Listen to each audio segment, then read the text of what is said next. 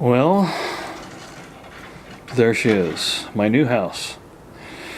It's behind my brother-in-law's GMC Envoy. We just hauled it down from Wyoming.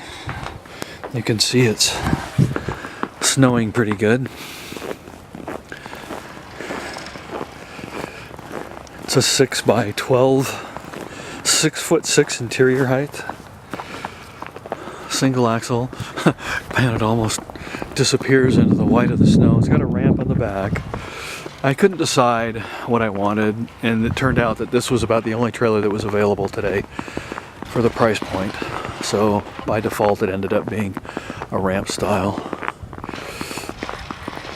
So that's my new home. And then